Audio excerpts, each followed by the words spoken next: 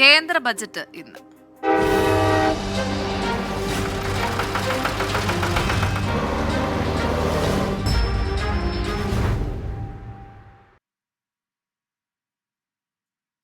രണ്ടാം മോദി സർക്കാരിന്റെ അവസാന ബജറ്റ് ഇന്ന്. ധനമന്ത്രി നിർമ്മല സീതാരാമൻ രാവിലെ 11 മണിക്ക് ഇടക്കാല ബജറ്റ് ലോക്സഭയിൽ അവതരിപ്പിക്കും. ലോക്സഭാ തെരഞ്ഞെടുപ്പ് നടക്കാനിരിക്കെ ജനപ്രിയ പ്രഖ്യാപനങ്ങൾ ബജറ്റിൽ ഇടം പിടിക്കും. 2025-26 സാമ്പത്തിക വർഷത്തോടെ ധനക്കമ്മി GDPയുടെ 4.5% കുറയ്ക്കാനുള്ള നടപടികൾക്ക് തുടക്കമായേക്കും. ലോക്സഭാ തെരഞ്ഞെടുപ്പിന് മാസങ്ങൾ മാത്രമാണ് അകലം. ഇടക്കാല ബഡ്ജറ്റാണ് അതുകൊണ്ട് ധനമന്ത്രി ഇന്ന് അവതരിപ്പിക്കുന്നത്. എന്നാൽ ലോക്സഭാ തെരഞ്ഞെടുപ്പ് മുന്നിലുള്ളത് കൊണ്ട് തന്നെ ജനപ്രിയ പ്രഖ്യാപനങ്ങൾ നിറയുന്നതാകും ബഡ്ജറ്റ്. ക്ഷേമ ചെലവുകൾ വർദ്ധിപ്പിക്കാൻ ബഡ്ജറ്റിൽ സർക്കാർ മടിക്കില്ല. വ്യത്യസ്ത വിഭാഗങ്ങൾക്ക് പുതിയ ക്ഷേമ പദ്ധതികൾ പ്രഖ്യാപിക്കും. നിലവിലുള്ള ക്ഷേമ പദ്ധതികൾ കൂടുതൽ ആകർഷകമാക്കാനുള്ള നിർദ്ദേശങ്ങളും ബഡ്ജറ്റിൽ ഉണ്ടാകുമെന്നാണ് വിവരം. 2025-26 സാമ്പത്തിക വർഷത്തിൽ ധനക്കമ്മി GDPയുടെ 4.5% കുറയ്ക്കുകയാണ് സർക്കാരിന്റെ പ്രഖ്യാപിത ലക്ഷ്യം. ഇതിനുള്ള കർശന നടപടികളും ബഡ്ജറ്റ് മുന്നോട്ട് വെച്ചേക്കും. കാർഷിക മേഖലയുടെ പ്രോത്സാഹനത്തിനുള്ള വിവിധ പദ്ധതികൾ ഇടക്കാല ബഡ്ജറ്റിന്റെ ഭാഗമാകും. PM കിസാൻ നിധി 6000 രൂപയിൽ നിന്ന് 9000 രൂപ വരെ ഉയർത്താനുള്ള സാധ്യതയടക്കമാണ് നിലവിലുള്ളത്.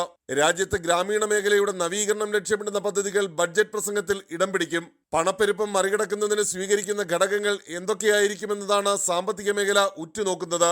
Digitalised India, green hydrogen, electric വാഹനങ്ങൾ, ബ്രോഡ്ബാൻഡ് എന്നിവയുടെ വളർച്ചയെ പ്രോത്സാഹിപ്പിക്കുന്നതിനുള്ള നിർദ്ദേശങ്ങൾക്ക് ഈ ബഡ്ജറ്റിലും ധനമന്ത്രി പിശുക്ക് കാട്ടില്ല. അടിസ്ഥാന സൗകര്യ വികസനത്തിനായി കൂടുതൽ തുക അനുവദിച്ചേക്കും. ഭക്ഷ്യ വളം സബ്സിഡികൾക്കായി ഏകദേശം 4 ട്രില്യൺ അനുവദിക്കുന്ന പ്രഖ്യാപനവും ബഡ്ജറ്റിൽ ഇടം പിടിക്കുമെന്നാണ് വിവരം. സ്വർണം പണമാക്കൽ പദ്ധതി ആകർഷകമാക്കുന്ന പ്രഖ്യാപനങ്ങളും ബഡ്ജറ്റിൽ ഉണ്ടാകും. ചെലവ് കുറഞ്ഞ ഭവന പദ്ധതികളെ പ്രോത്സാഹിപ്പിക്കുകയാണ് സർക്കാർ നയം. 15%-ലധികം തുക ഈ മേഖലയിൽ വർദ്ധിപ്പിച്ചേക്കാം. ചെലവ് കുറഞ്ഞ ഭവനങ്ങൾക്കായുള്ള വിഹിതം 1 ട്രില്യനായി ഉയർത്താൻ സാധ്യതയുണ്ട്. ഓഹരി വിറ്റഴിക്കൽ പ്രോത്സാഹനം ഈ ബഡ്ജറ്റിലും നയമാകും. 510 ബില്യൺ രൂപ സമാഹരിക്കാൻ ലക്ഷ്യമിട്ടുകൊണ്ടുള്ള ഓഹരി വിറ്റഴിക്കൽ പ്രഖ്യാപനങ്ങളാകും ബഡ്ജറ്റിൽ ഇടം പിടിക്കുക. R. രാധാകൃഷ്ണൻ, 24, ഡൽഹി. ഖനന അഴിമതി കേസിൽ എൻഫോഴ്സ്മെന്റ് ഡയറക്ടറേറ്റ് അറസ്റ്റ് ചെയ്ത ജാർഖണ്ഡ് മുൻ മുഖ്യമന്ത്രി ഹേമന്ത് സോറനെ ഇന്ന് പ്രത്യേക കോടതിയിൽ ഹാജരാക്കും. ഇന്നലെ രാത്രിയാണ് ഹേമന്ത് സോറനെ ED അറസ്റ്റ് ചെയ്തതും ഹേമന്ത് സോറൻ മുഖ്യമന്ത്രി സ്ഥാനം രാജിവെച്ചതും. മുഖ്യമന്ത്രിയായി JMMന്റെ മുതിർന്ന നേതാവ് ചമ്പൈ സോറൻ ഇന്ന് സത്യപ്രതിജ്ഞ ചെയ്യും. ഹേമന്ത് സോറന്റെ അറസ്റ്റിൽ പ്രതിഷേധിച്ച് വിവിധ സംഘടനകൾ സംസ്ഥാനത്ത് ഇന്ന് ബന്ദിന് ആഹ്വാനം ചെയ്തിരിക്കുകയാണ്. R. രാധാകൃഷ്ണൻ വാർത്തയുടെ വിശദാംശങ്ങളുമായി ചേരുകയാണ്. RK, കഴിഞ്ഞ ദിവസമാണ് ഹേമന്ത് സോറനെ അറസ്റ്റ് ചെയ്തതും അദ്ദേഹം മുഖ്യമന്ത്രി സ്ഥാനം ഒഴിഞ്ഞതും. ഇനിയുള്ള നിയമ നടപടികൾ എങ്ങനെയാണ്? ഈ ഒരു കേസിനെ എങ്ങനെ നേരിടാനാണ് പാർട്ടിയും ഒപ്പം തന്നെ ഹേമന്ത് സോറനും ഒരുങ്ങുന്നത്? ED ഈ അറസ്റ്റിന് ശേഷം ഇന്നലെ അനൌദ്യോഗികമായിട്ട് വ്യക്തമാക്കിയിരിക്കുന്നത് സംസാരിക്കുന്ന തെളിവുകൾ ഹേമന്ത് സോറനെതിരെ ഉണ്ട് എന്നുള്ളതാണ്. ഇതുമായി ബന്ധപ്പെട്ട് കോടതിയിൽ അദ്ദേഹം പല ഘട്ടങ്ങളിൽ എത്തിയപ്പോഴും സുപ്രീം കോടതി അടക്കം അദ്ദേഹത്തിന് അനുകൂലമായിട്ടുള്ള ഒരു സമീപനം നൽകിയിരുന്നില്ല. അതുകൊണ്ട് തന്നെ ഈ നിയമ നടപടികൾ ഹേമന്ത് സോറനെ സംബന്ധിച്ച് ദുർഘടമാകുന്ന ഒരു സാഹചര്യമാകും ഉണ്ടാവുക. അത് അദ്ദേഹത്തിന് നന്നായി അറിയാം. ആ ഒരു സാഹചര്യത്തിലാണ് അദ്ദേഹം മുഖ്യമന്ത്രി പദം ത്യജിച്ചുകൊണ്ട് അറസ്റ്റിന് വിധേയനാകാനായിട്ട് തീരുമാനിച്ച ഒരു സാഹചര്യം ഉള്ളത്. JMMനെ സംബന്ധിച്ച് നിലവിലുള്ള സാഹചര്യത്തിൽ 2024 നവംബറിൽ നിയമസഭാ തെരഞ്ഞെടുപ്പ് വരികയാണ്. ആ ഘട്ടത്തിൽ പാർട്ടിക്ക് വലിയ തിരിച്ചടി ഉണ്ടാക്കുന്ന ഒരു പ്രചരണ വിഷയമായി BJP ഇത് ഉയർത്തിക്കാട്ടുന്നത് തടയുക, അതിനു വേണ്ടിയിട്ടുള്ള രാഷ്ട്രീയ സമീപനം സ്വീകരിക്കുക എന്നതാണ് ഇപ്പോഴത്തെ ലക്ഷ്യം. അതിന് പറ്റുന്ന വിധത്തിലുള്ള രാഷ്ട്രീയ പ്രക്ഷോഭ പരിപാടികളിലേക്ക് JMM പോകും എന്നാണ് അറിയാൻ സാധിക്കുന്നത്. ഇന്നടക്കമുള്ള ദിവസങ്ങളിൽ നടക്കുന്ന പ്രതിഷേധ പരിപാടികൾ അതിന്റെ തുടക്കമായി കാണാം. ഹേമന്ത് സോറന്റെ ഭാര്യ കൽപ്പന സോറന്റെ നേതൃത്വത്തിൽ പ്രതിഷേധ പരിപാടികൾ സംഘടിപ്പിക്കാനായിട്ടുള്ള നീക്കമാണ് ഇപ്പോൾ നടക്കുന്നത്. മറുവശത്ത് പുതിയ മന്ത്രിസഭയുടെ അധികാരമേൽക്കലും അതുമായി ബന്ധപ്പെട്ടിട്ടുള്ള നടപടിക്രമങ്ങളും ഒക്കെ പൂർത്തിയാക്കി ഭരണത്തിൽ പിടിമുറുക്കാനും കൂടുതൽ ജനക്ഷേമ പദ്ധതികളൊക്കെ പ്രഖ്യാപിക്കാനുമുള്ള തയ്യാറെടുപ്പുകൾ അവർ നടത്തുന്നു എന്നും അറിയാൻ സാധിക്കുന്നു. ഹേമന്ത് സോറനെ ഇന്ന് പ്രത്യേക കോടതിയുടെ മുമ്പാകെ ഹാജരാക്കും. ഹേമന്ത് സോറന്റെ റിമാൻഡ് കസ്റ്റഡിയിൽ ആവശ്യപ്പെട്ടുകൊണ്ടാകും ED ഇതുമായി ബന്ധപ്പെട്ടിട്ടുള്ള അപേക്ഷ സമർപ്പിക്കുക. കസ്റ്റഡിയിൽ ചോദ്യം ചെയ്യേണ്ടത് ആവശ്യമാണ്. ഹേമന്ത് സോറൻ അന്വേഷണത്തോട് സഹകരിക്കുന്നില്ല, തെളിവുകൾ മറച്ചുവെക്കുന്നു തുടങ്ങിയിട്ടുള്ള ആക്ഷേപങ്ങളാണ് ഇ ഡി ഇതിനകം കോടതിയെ അറിയിച്ചിരിക്കുന്നത്. അതുകൊണ്ട് തന്നെ അദ്ദേഹത്തെ കസ്റ്റഡിയിൽ വാങ്ങി ചോദ്യം ചെയ്യാനായിട്ടാകും നീക്കം നടത്തുക. മറ്റു പ്രതികൾക്കൊപ്പം ഇരുത്തി ഈ കേസിന്റെ കൂടുതൽ വിശദ വിവരങ്ങളുമായി ബന്ധപ്പെട്ടിട്ടുള്ള കാര്യങ്ങൾ പരിശോധിക്കുകയാകും ഇ ഡിയുടെ ലക്ഷ്യം. സമാന്തരമായിട്ട് മറ്റു ചില ആരോപണങ്ങളും ഈ ഇ ഡിക്ക് മുന്നിൽ ഹേമന്ത് സോറനെതിരെയുണ്ട്. ആ ആരോപണങ്ങളിന്മേലുള്ള അന്വേഷണവും അനുബന്ധമായി നടക്കും. ഒപ്പം തന്നെ ആർക്കെ BJP ഇതര മുഖ്യമന്ത്രിമാർക്കും മുൻ മുഖ്യമന്ത്രിമാർക്കും എതിരെ ഇ ഡി നടപടികൾ ശക്തമാക്കുന്നു എന്ന് വേണം മനസ്സിലാക്കാൻ. കേന്ദ്ര സർക്കാരിന്റെ പ്രത്യേക നിർദ്ദേശപ്രകാരമാണ് ഇത്തരത്തിൽ ഇ ഡി പിടിമുറുക്കുന്നത് എന്ന് വേണ്ട മനസ്സിലാക്കാൻ. ഈ കഴിഞ്ഞ നാളുകളിൽ ഒരുപക്ഷെ ഈ ഡൽഹിയില് ഉപമുഖ്യമന്ത്രി മനീഷ് സിസോദിയക്കെതിരെ എടുത്ത നടപടിയുമായി ബന്ധപ്പെട്ട് സുപ്രീം കോടതിയിൽ നിന്ന് ചില വിമർശനങ്ങൾ ഇ ഡിക്ക് ഏൽക്കേണ്ടി വന്നു. ഈ സാഹചര്യത്തിൽ ഈ പ്രതിപക്ഷ പാർട്ടി നേതാക്കന്മാർക്ക് എതിരായിട്ടുള്ള അന്വേഷണങ്ങളിൽ കൂടുതൽ സൂക്ഷ്മത പുലർത്തി മുന്നോട്ട് പോവുക എന്നൊരു നയമായിരുന്നു ഇ ഡി സ്വീകരിച്ചത്. എന്നാൽ ഇപ്പോൾ കേന്ദ്ര സർക്കാരിന്റെ ഭാഗത്ത് നിന്ന് ഈ വിഷയത്തിൽ ഇടപെടൽ ഉണ്ടായിരിക്കുന്നു എന്നാണ് നമുക്ക് അറിയാൻ സാധിക്കുന്നത്. അതനുസരിച്ച് ഈ പ്രതിപക്ഷ മുഖ്യമന്ത്രിമാർക്കും പ്രതിപക്ഷ പാർട്ടികളിലെ മുഖ്യമന്ത്രിമാർക്കും ഒപ്പം മുൻ മുഖ്യമന്ത്രിമാർക്കും എതിരായിട്ടുള്ള കേസുകളിൽ ഏതെങ്കിലും വിധത്തിലുള്ള ഒരു താമസിപ്പിക്കൽ അഥവാ അന്വേഷണത്തിന്റെ ഭാഗമായിട്ടാണെങ്കിൽ പോലുമുള്ള ഒരു വൈകൽ ഉണ്ടാകരുത് എന്ന നിർദ്ദേശമാണ് നൽകിയിരിക്കുന്നത്. നമുക്ക് ഈ പട്ടിക ഒന്ന് പരിശോധിക്കുന്നത് വരെ കൗതുകമുള്ളതൊന്നാണ്. ഡൽഹി മുഖ്യമന്ത്രി അരവിന്ദ് കെജ്രിവാൾ ഇപ്പോൾ 5ാമത്തെ സമൻസ് അദ്ദേഹത്തിന് ഇ ഡി നൽകിയിട്ടുണ്ട്. തെലങ്കാന മുഖ്യമന്ത്രി രേവന്ത് റെഡ്ഡിയാണ് ഈ പട്ടികയിലുള്ള മറ്റൊരാൾ. കേരള മുഖ്യമന്ത്രി പിണറായി വിജയൻ, ആന്ധ്രാപ്രദേശ് മുഖ്യമന്ത്രി YS ജഗൻമോഹൻ റെഡ്ഡി എന്നിങ്ങനെ 4 മുഖ്യമന്ത്രിമാരുടെ പേരുകളാണ് ഏറ്റവും പ്രധാനമായിട്ട് ഇ ഡി അന്വേഷണം നേരിടുന്ന പട്ടികയിൽ ഉള്ളത്. ഇത് കൂടാതെ മുൻ മുഖ്യമന്ത്രിമാരായിട്ടുള്ള ഛത്തീസ്ഗഡിലെ ഭൂപേഷ് ബാഗൽ, ബീഹാറിലെ RJD നേതാവ് കൂടിയായിട്ടുള്ള ലാലു പ്രസാദ് യാദവ്, ഭാര്യ റാബ്രി ദേവി, ഹരിയാനയിലെ കോൺഗ്രസ് നേതാവ് ഭൂപീന്ദർ സിംഗ് ഹൂഡ, അശോക് ഗെഹ്ലോട്ട്, ഒപ്പം അഖിലേഷ് യാദവ്, മായാവതി, ഫറൂഖ് അബ്ദുള്ള, മെഹബൂബ മുഫ്തി, നബാം തുക്കി, ഒക്രാം ബോബു സിംഗ്, ശങ്കർ സിംഗ് വഗേല, ശരത് പവാർ, അങ്ങനെ നീളുന്നു ഇ ഡിയുടെ പട്ടികയിലുള്ള മുൻ മുഖ്യമന്ത്രിമാരുടെ പേര് വിവരങ്ങൾ. അവരുമായി ബന്ധപ്പെട്ടുള്ള അന്വേഷണവും അടുത്ത ദിവസങ്ങളിൽ ശക്തമായിട്ട് ഇ ഡി മുന്നോട്ട് കൊണ്ടുപോകുന്ന ഒരു കാഴ്ചയായിരിക്കും രാജ്യത്ത് കാണാനായി സാധിക്കുക. 2021 ഏപ്രിലാണ് പിണറായി വിജയനെതിരായിട്ടുള്ള ഇ ഡി അന്വേഷണം ആരംഭിച്ചത്. ഈ കനേഡിയൻ കമ്പനിയായിട്ടുള്ള SNC ലാവലിന് കരാർ നൽകിയതുമായി ബന്ധപ്പെട്ടിട്ട് ഉള്ള വിഷയമാണ് അന്വേഷണ വിധേയമായിരിക്കുന്നത്. 15 വർഷത്തിന് ശേഷം CBI കുറ്റപത്രം നൽകി 15 വർഷത്തിന് ശേഷമാണ് ഇ ഡി അന്വേഷണം ആരംഭിച്ചിട്ടുള്ളത്. ഇതും ശ്രദ്ധേയമായിട്ടുള്ള ഒന്നാണ്. ഏതായാലും ഇതും ഈ കേസുകളെല്ലാമായി ബന്ധപ്പെട്ടിട്ടുള്ള നടപടികൾ വേഗത്തിൽ മുന്നോട്ട് കൊണ്ടുപോകാനുള്ള നീക്കമാണ് ഇപ്പോൾ ഇ ഡി നടത്തുന്നത്. BJP ഇതര മുഖ്യമന്ത്രിമാർക്കും മുൻ മുഖ്യമന്ത്രിമാർക്കും എതിരായുള്ള നടപടികൾ ശക്തമാക്കുകയാണ് ഇ ഡി. കേസുകളിലെ അന്വേഷണം വേഗത്തിലാക്കണമെന്ന കേന്ദ്ര സർക്കാരിന്റെ നിർദ്ദേശത്തിന്റെ അടിസ്ഥാനത്തിലാണ് ഇ ഡി നീക്കം. രാധാകൃഷ്ണനാണ് വാർത്തയുടെ വിശദാംശങ്ങൾ നൽകിയത്. മറ്റു വാർത്തയിലേക്ക്. വണ്ടിപ്പെരിയാറിൽ 6 വയസ്സുകാരിയെ പീഡിപ്പിച്ച് കൊലപ്പെടുത്തിയ കേസിൽ പ്രതിയെ വെറുതെ വിട്ടത് സർക്കാരിനെതിരെ ഇന്ന് നിയമസഭയിൽ ഉന്നയിക്കാൻ പ്രതിപക്ഷം. അടിയന്തര പ്രമേയമായ വിഷയം സഭയിൽ ഉന്നയിക്കാനാണ് പ്രതിപക്ഷ തീരുമാനം. ആഭ്യന്തര വകുപ്പിന്റെ പരാജയമാണ് കോടതി പ്രതിയെ വെറുതെ വിടാൻ കാരണമായത് എന്നാണ് പ്രതിപക്ഷ ആരോപണം.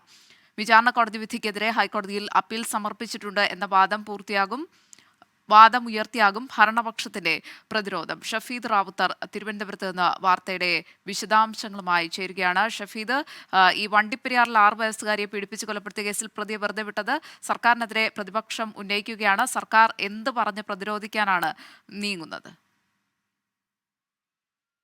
ഈ വിവാദ വിഷയങ്ങൾ പരമാവധി സഭയ്ക്ക് മുൻപിലേക്ക് എത്തിക്കുക എന്നുള്ളതാണ് പ്രതിപക്ഷത്തിന്റെ ഇപ്പോഴത്തെ ഏറ്റവും പ്രധാനപ്പെട്ട കാര്യം. ഇതിന്റെ അടിസ്ഥാനത്തിൽ കൂടിയാണ് ഈ വണ്ടിപ്പെരിയാറിൽ 6 വയസ്സുകാരിയെ പീഡിപ്പിച്ച് കൊലപ്പെടുത്തിയ കേസിൽ പ്രതിയെ വെറുതെ വിട്ട നടപടി അടക്കമുള്ള കാര്യങ്ങൾ നിയമസഭയിൽ അടിയന്തര പ്രമേയമായി ഉന്നയിക്കാൻ പ്രതിപക്ഷം തീരുമാനിക്കരുത്. അതിൽ ഏറ്റവും പ്രധാനപ്പെട്ട കാര്യം പോലീസ് വീഴ്ചയും പ്രോസിക്യൂഷൻ വീഴ്ചയും അടക്കമുള്ള കാര്യങ്ങൾ അത് കൃത്യമായി ചർച്ച ചെയ്യുക എന്നുള്ളതാണ് പ്രതിപക്ഷം ലക്ഷ്യമിടുന്ന ഏറ്റവും പ്രധാനപ്പെട്ട കാര്യം. അടിയന്തര പ്രമേയമായി ഈ വിഷയം സഭയിൽ ഉന്നയിച്ചുകൊണ്ട് ചർച്ചയാക്കുക എന്നുള്ളതാണ് പ്രതിപക്ഷത്തിന്റെ ലക്ഷ്യം. മാത്രവുമല്ല, ഇക്കാര്യത്തിൽ പോലീസും പ്രോസിക്യൂഷനും പരാജയപ്പെട്ടു എന്നുള്ള ഒരു ആക്ഷേപം, ഒരു രാഷ്ട്രീയ ആക്ഷേപമായി കൂടി ഉയർത്താൻ പ്രതിപക്ഷം ഇപ്പോൾ തീരുമാനിച്ചിട്ടുണ്ട്.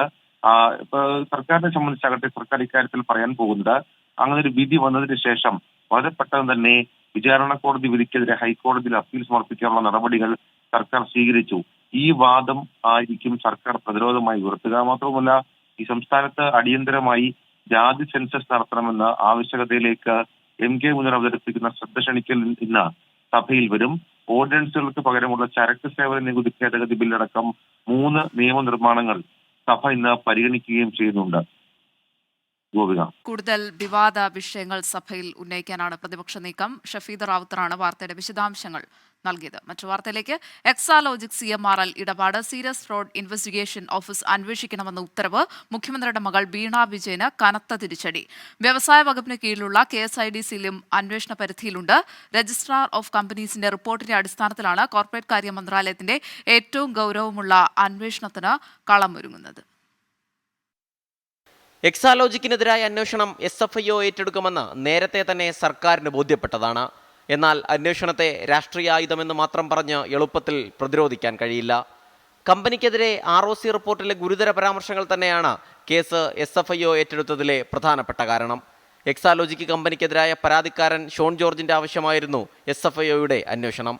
ഷോൺ ജോർജിന്റെ പിതാവ് PC ജോർജ് BJPയിലെത്തിയ അതേ ദിവസമാണ് SFIO അന്വേഷണം ഏറ്റെടുത്തത് എന്നതും ശ്രദ്ധേയം. രേഖകൾ സംസാരിക്കുമെന്നും സത്യം പുറത്തുവരുമെന്നുമായിരുന്നു ഷോൺ ജോർജിന്റെ ആദ്യ പ്രതികരണം. കേസ് എന്ന് പറയുന്നത് കേരള സംസ്ഥാനത്തെ ഒരു പബ്ലിക് ലിമിറ്റഡ് കമ്പനി 135 കോടി രൂപ അഴിമതി പണമായി വിവിധ രാഷ്ട്രീയ നേതാക്കൾക്കും മതസംഘടനകൾക്കും ട്രേഡ് യൂണിയനുകൾക്കും വിതരണം ചെയ്തു എന്ന് ഇന്ത്യയിലെ ഒരു ജുഡീഷ്യൽ ബോഡിയുടെ ഒരു റിപ്പോർട്ട് ഉണ്ടായിട്ട് അതിന്മേൽ അന്വേഷണം ഉണ്ടായിട്ടില്ല. ആ അന്വേഷണമാണ് ഞാൻ ആവശ്യപ്പെട്ടത്. ആ അന്വേഷണം ഇപ്പോൾ ആരംഭിക്കാൻ ഇത്തരത്തിലൊരു ഓർഡർ ആകാൻ കഴിഞ്ഞതിൽ എനിക്ക് ഏറെ സന്തോഷമുണ്ട്. ഗുരുതര സാഹചര്യമെന്ന് മാത്യു കുഴൽനാടൻ MLA. അതും ഒരു മുഖ്യമന്ത്രിയുടെ മകൾ നടത്തുന്ന ഒരു കമ്പനി ഒരു സീരിയസ് ഫ്രോഡ് ഇൻവെസ്റ്റിഗേഷൻ ഏജൻസിയുടെ റഡാറിനുണ്ടല്ലോ അല്ലെങ്കിൽ അതിന്റെ ഇൻവെസ്റ്റിഗേഷനിൽ വരിക എന്ന് പറയുന്നത് എത്രമാത്രം ഗൗരവമുള്ള കാര്യമാണ് എന്ന് നമ്മളെല്ലാവരും വിലയിരുത്തണം.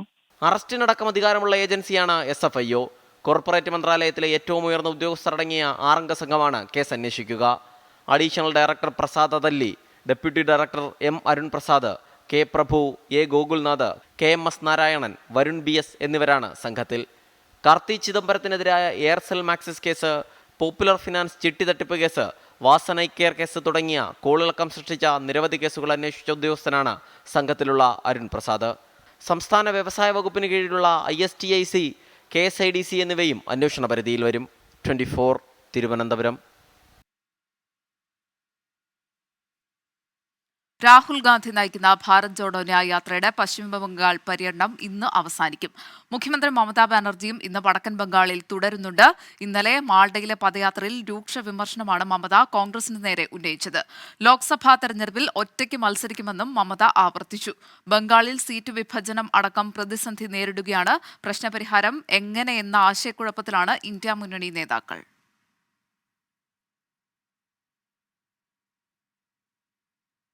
നരേന്ദ്രമോദി സർക്കാരിലെ 44 മന്ത്രാലയങ്ങൾ സ്വകാര്യ കൺസൾട്ടൻസി സ്ഥാപനങ്ങൾക്ക് 1 വർഷം നൽകിയത് 302 കോടി രൂപ. 1499 സ്വകാര്യ കൺസൾട്ടന്റുകൾക്കാണ് ഈ മന്ത്രാലയങ്ങൾ കരാർ നൽകിയിരിക്കുന്നത്. ധനകാര്യ വകുപ്പിന്റെ എക്സ്പെൻഡിച്ചർ വിഭാഗം വിവരാവകാശ നിയമപ്രകാരം നൽകിയ മറുപടിയിലാണ് ഇക്കാര്യങ്ങൾ വ്യക്തമാക്കുന്നത്.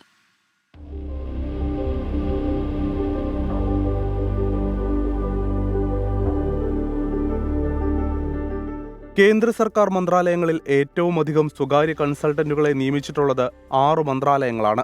ആരോഗ്യവകുപ്പ് 203, ഗ്രാമീണ വികസന വകുപ്പ് 166, കൃഷി വകുപ്പ് 149, നഗരഭരണ വകുപ്പ് 147, വനിതാ ശിശുക്ഷേമ വകുപ്പ് 112, റോഡ് ഗതാഗത വകുപ്പ് 99 സ്വകാര്യ കൺസൾട്ടന്റുകളെയാണ് നിയമിച്ചത്.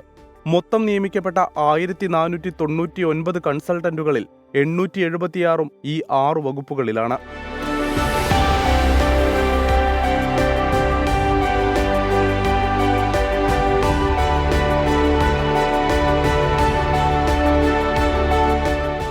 നാല് സ്വകാര്യ കൺസൾട്ടന്റുകൾക്കാണ് 2017നും 2022നുമിടയിൽ കേന്ദ്ര സർക്കാരിൽ നിന്ന് 450 കോടി രൂപയുടെ 305 പദ്ധതികൾ ലഭിച്ചത്.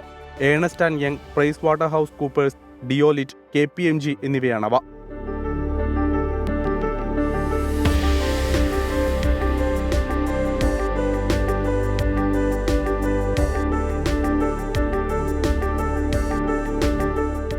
ഈ കൺസൾട്ടൻസി സ്ഥാപനങ്ങൾക്ക് പുറമെ 1037 യുവ പ്രൊഫഷണലുകൾക്കും 539 സ്വതന്ത്ര കൺസൾട്ടന്റുകൾക്കും 354 ഡൊമൈൻ വിദഗ്ധർക്കും 1481 വിരമിച്ച സർക്കാർ ജീവനക്കാർക്കും 20,376 കുറഞ്ഞ വേതന കരാറുകാർക്കും കൺസൾട്ടൻസി മോഡി സർക്കാർ നൽകിയെന്നാണ് ധനകാര്യ വകുപ്പിന്റെ എക്സ്പെൻഡിച്ചർ വിഭാഗം നൽകിയ വിവരാവകാശ രേഖയിൽ പറയുന്നത്.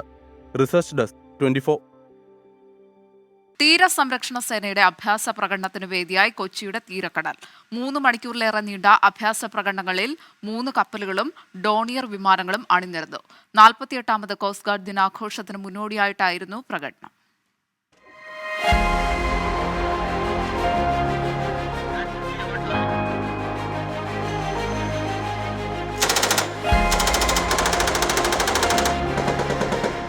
കൊച്ചി തീരത്തു നിന്ന് 20 നോട്ടിക്കൽ മൈൽ അകലെയായിരുന്നു അഭ്യാസ പ്രകടനങ്ങൾ. കടൽ കൊള്ളക്കാരെ പിന്തുടർന്ന് കീഴ്പ്പെടുത്തുന്നതായിരുന്നു ആദ്യം.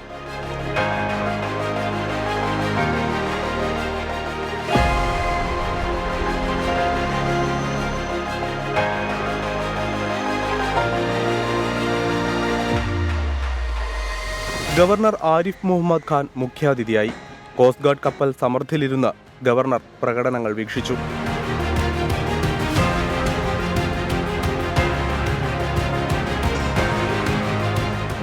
On this ship Samad, and I would like to express my gratitude to Shri and Ravi for the invitation.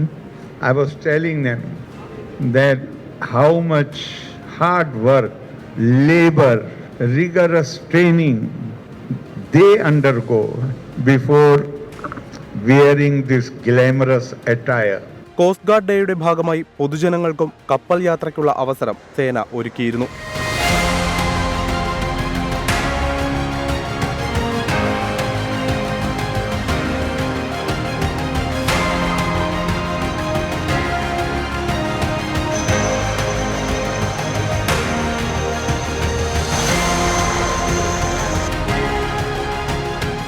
അക്ഷരാർത്ഥത്തിൽ തീരസംരക്ഷണ സേനയുടെ കരുത്ത് വിളിച്ചറിയിക്കുന്നതായിരുന്നു ആഴക്കടലിലെ ഈ അഭ്യാസ പ്രകടനങ്ങൾ. ക്യാമറമാൻ അലോഷിക്കൊപ്പം രാഹുൽ വിജയൻ, 24 കൊച്ചി. കൊട്ടാരക്കര MGM സ്കൂളിന്റെ 30ാം വാർഷികാഘോഷം 24 chief editor R Sreekandan Nair ഉദ്ഘാടനം ചെയ്തു. വിവിധ മേഖലകളിൽ പ്രതിഭ തെളിയിച്ച വിദ്യാർത്ഥികളെ പുരസ്കാരങ്ങൾ നൽകി അനുമോദിച്ചു. കുട്ടികളുടെ കലാപരിപാടികളും അരങ്ങേറി. പ്രതിസന്ധികൾ തരണം ചെയ്യാൻ പുതിയ തലമുറ സജ്ജരാകണമെന്ന് ആർ ശ്രീകണ്ഠൻ നായർ പറഞ്ഞു.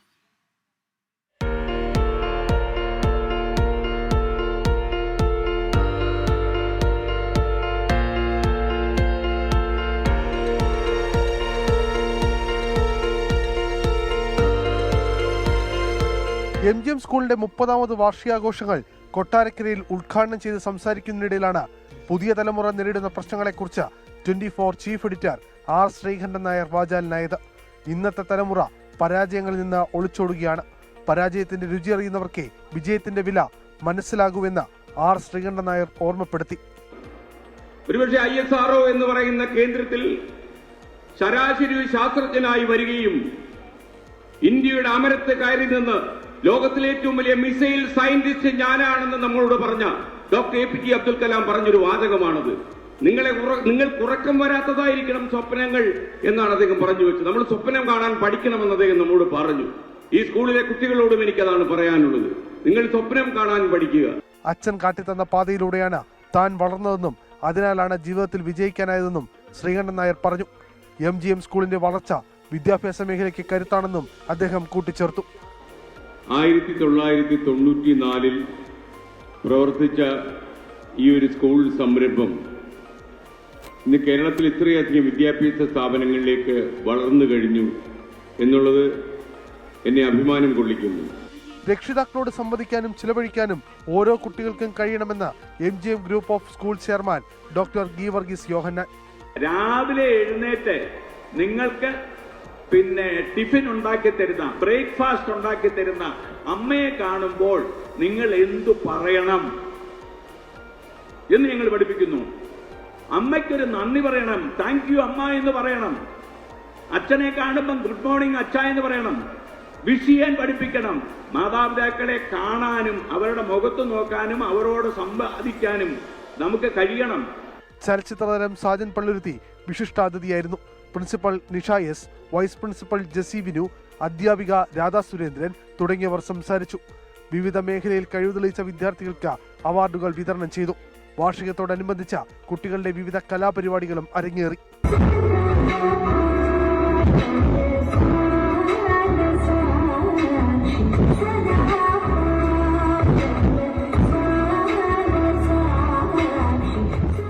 24 കൊല്ലം. കോഴിക്കോട് പയ്യാനക്കലിൽ 5 വയസ്സുകാരിയെ മാതാവ് കഴുത്തുഞെരിച്ച് കൊലപ്പെടുത്തിയ കേസിൽ വിധി ഇന്ന്. 2021 കേസിനാസ്പദമായ സംഭവം.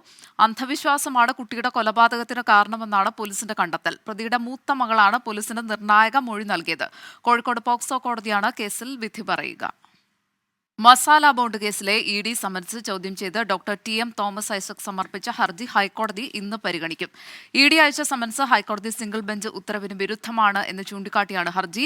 നിയമവിരുദ്ധവും ഏകപക്ഷീയവുമായ സമൻസ് റദ്ദാക്കണമെന്നും ഹർജിയിൽ ആവശ്യപ്പെടുന്നു.